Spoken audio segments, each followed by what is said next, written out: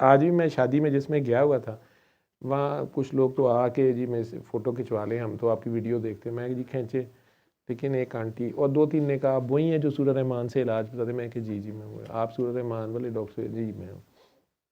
लेकिन एक आंटी आई, उन्होंने आके कहा कि आप, मैंने कहा ये कहेंगी कि आप सूरह रहमान से इलाज करते हैं, पागल डॉक्टर हो?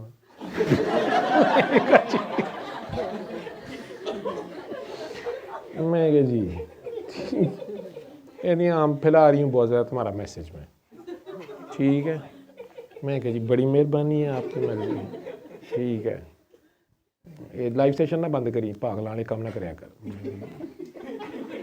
चुप करे करिए हफ्ते हफ्ते, बाकी काम मैं करनी पई हूँ। 70 साल की थी वो, डांट ढूंढ के निकल गई।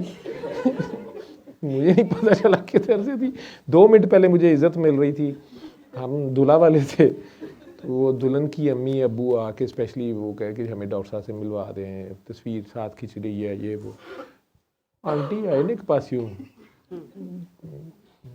ਹੁੰਦਾ कई बारी कि तुझे देखा है कुर्बानी के बकरे नहीं ना, मंडी बकर मंडी जाओ, कई बकरियां बेचारे एवं कोई चेक कर जाता है, नहीं यार रहने दे नहीं का,